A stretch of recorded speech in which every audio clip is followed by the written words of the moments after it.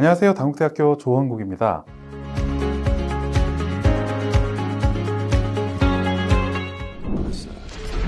Gauge heads-up display. Check. 4-door preferences from home interface.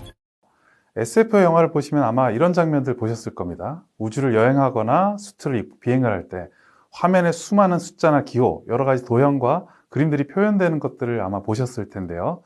이런 것들을 데이터 시각화라고 합니다. 이번 시간에는 그 데이터 시각화가 무엇이고, 그리고 과학 수업에서 알아야 될 데이터 시각화의 규칙, 원리, 이런 것들에 대해서 한번 이야기해 보려고 합니다. 사실 우리 주변의 모든 것들은 데이터로 이루어져 있습니다. 예를 들면 주식시장이나 환율시장에서의 가격 변동, 혹은 거래량, 그리고 어린이 보호구역이나 자동차 전용 도로에서의 어떤 속도 제한, 그리고 병원에서의 신체 검사의 여러 가지 정보들, 그리고 대학 수학 능력 시험에서의 성적표, 이 모든 것들이 사실은 다 데이터입니다. 여러 가지 숫자나 기호 또는 그러한 내용들을 표나 그래프로 시각적인 형태로 나타내는 것을 데이터 시각화라고 합니다. 과학 수업에서도 이미 여러 형태로 데이터를 다루고 있고 또 시각화하고 있습니다. 예를 들면 물이나 알코올 등의 끓는 점이나 화학에서 물질이 반응하면서 나타나는 질량의 변화나 방출되는 에너지 등 모두 시간에 따라 많은 데이터가 누적이 되고요. 그리고 그러한 데이터를 보통 그래프로 나타내서 특징을 보여주는 경우가 많습니다. 알고 보면 과학은 자연현상이라는 거대한 단지 속에서 소중한 보물인 데이터를 꺼내서 그 몇 조각을 가지고 전체 퍼즐의 모습을 예측하는 학문입니다. 따라서 과학을 잘 하려면 데이터를 잘 이해하고 다룰 수 있어야 되는데요. 이것을 데이터 리터러시라고 부릅니다. 물론 데이터를 적절하게 시각적으로 표현할 수 있는 능력 역시 데이터 리터러시의 중요한 요소라고 할 수 있습니다.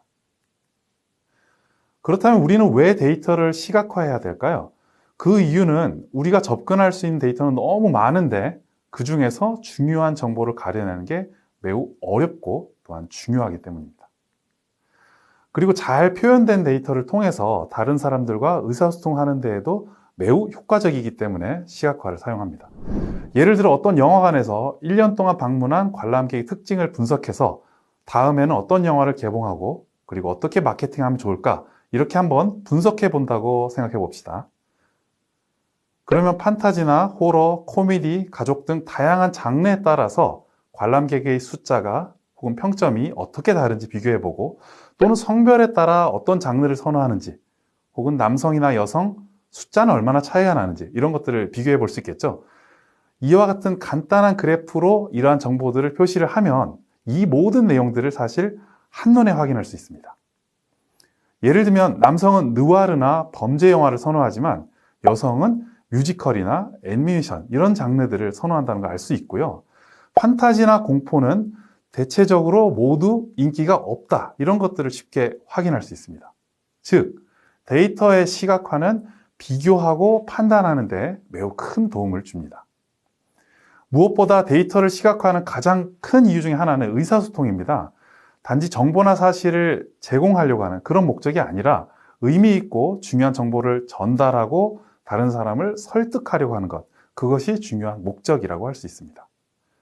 데이터 시각화는 대개 데이터를 수집하고 가공하고 그것을 해석해서 판단하는 이렇게 4단계로 구분할 수 있습니다.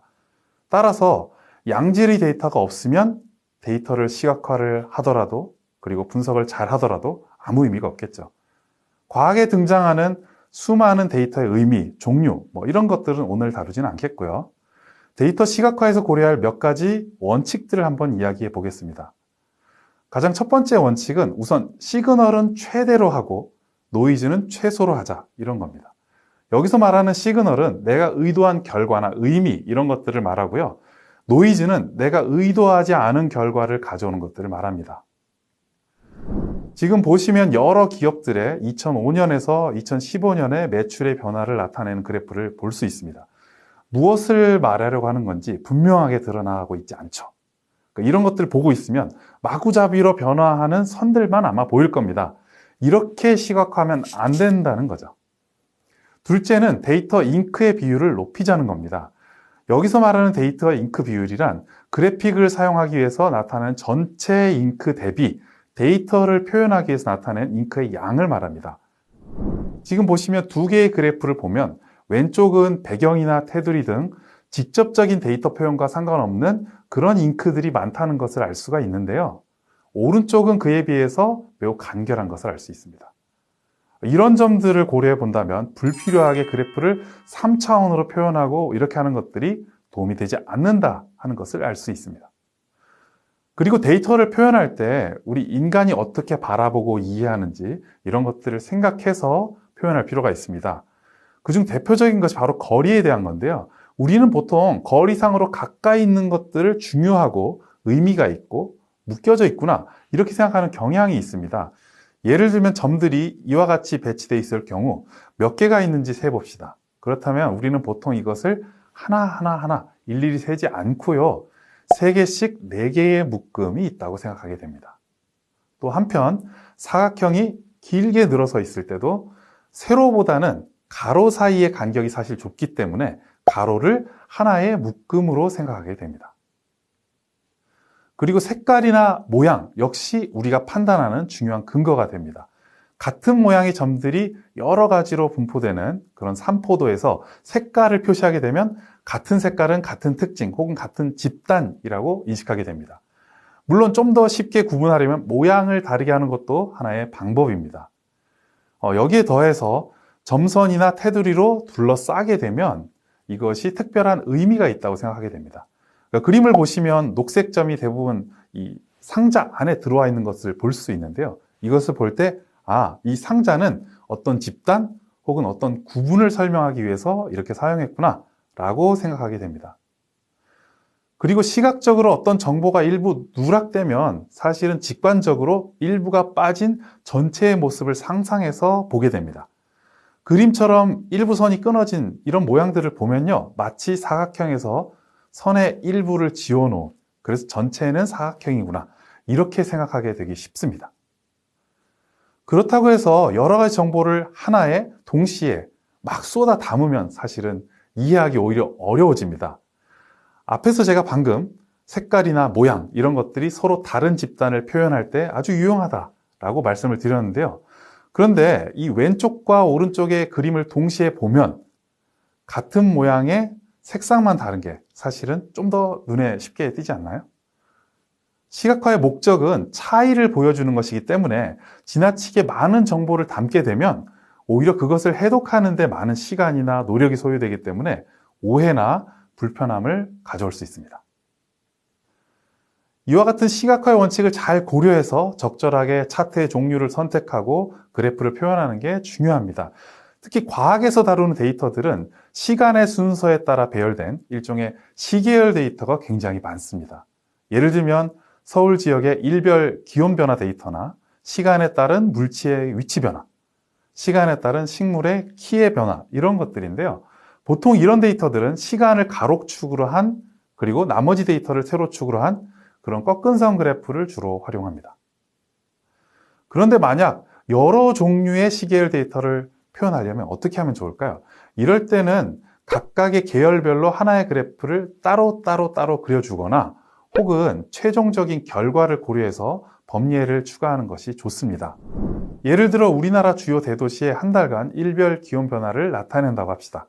범례의 표시와 그래프의 색깔의 순서가 일치하지 않으면 이것을 찾아서 읽는데 또 노력이 소모되고 또 잘못 오해할 수 있습니다. 오히려 30일 말일을 기준으로 가장 높은 것부터 순서대로 표시하면 훨씬 이해하기 쉽겠죠. 그리고 지금 15도 이하의 기온을 보이는 경우는 없으니까 최소값을 조정하면 훨씬 그래프의 차이를 극명하게 잘 드러낼 수 있습니다. 각각 계열별로 따로 나타내는 경우에는 그래프의 가로축이나 세로축의 위치, 간격 이러한 것들이 동일하도록 표시하는 것이 굉장히 중요합니다.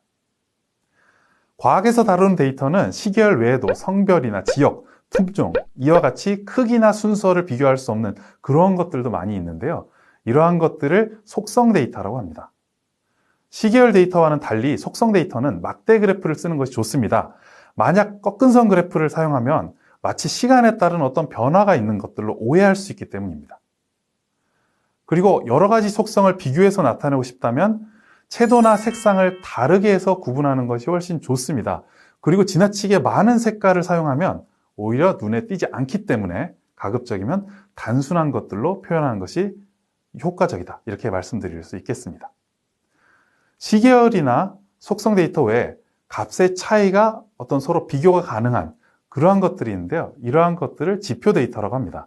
예를 들면 체중이나 질량, 가속도의 크기 이런 것들인데요. 일반적으로 과학에서는 서로 다른 지표들 사이의 관계를 보는 경우가 굉장히 많습니다. 이런 경우에는 주로 산포도를 많이 사용합니다. 그리고 산포도만 있으면 규칙을 찾기 어렵기 때문에 보통 이 데이터의 경향을 나타내는 선을 하나 표시하는데요. 이것을 추세선이라고 부릅니다. 그리고 대부분의 경우에는 추세선과 함께 이 식, 그리고 표준 오차는 얼마인지 이런 것들을 같이 표현하는데 그렇게 한다면 얼마나 이 추세선이 정확한지 어떤 경향이 있는지 쉽게 판단할 수 있습니다. 그리고 과학에서는 가로축, 세로축, 그리고 단위 이런 것들을 꼭 명시하는 게 매우 중요합니다. 그리고 앞서서 데이터 잉크 비율을 설명한 것처럼 불필요한 그리더나 눈금선 이런 것들은 사실 사용하지 않는 게 좋습니다. 과학에서 실험이나 데이터를 분석하는 경우 가장 중요하게 고려하는 점 중 하나는 정확도 또는 신뢰도입니다. 내가 실험을 했는데 실험이 잘 된지 아닌지 알 수 있는 방법 어떤 게 있을까요? 그것은 예측한 이론값이 얼마나 실제 데이터와 일치하는지 비교하는 추세선 이런 방법도 있지만 얼마나 일관된 결과를 얻느냐 이것도 매우 중요합니다. 이때 유용한 방법 중 하나가 바로 박스 수렴 플롯이라고 하는 시각화입니다. 박스 수렴 플롯은 데이터가 얼마나 넓게 분포하는지 확인하는 데 굉장히 유용합니다. 가운데 그려진 선은 중앙값, 그리고 위쪽과 아래쪽 상자의 끝은 각각 상위 25% 그리고 하위 25%를 뜻합니다. 그리고 실선의 위쪽 끝, 아래쪽 끝은 4분위 값을 뺀 기준으로 1.5배 더하거나 뺀 것, 이것을 말합니다. 그리고 이것들을 벗어난 값들을 점으로 표시하게 됩니다. 만약 일관성이 있는 데이터라면 상자의 폭이 훨씬 얇아지겠죠. 상자 수렴 플롯의 경우 각 부분에 얼마나 데이터가 분포하는지 사실은 알기 어렵다는 단점이 있습니다. 그러한 경우에는 바이올린 플롯이라는 이러한 도구들을 활용하기도 합니다. 지표 데이터를 나타내는 경우 간혹 세로축이나 가로축을 2개 이상 쓰는 경우도 있는데요. 사실 이런 방법은 이해하는 데는 별로 좋지는 않습니다. 가급적 이런 방식은 피하는 게 좋고요.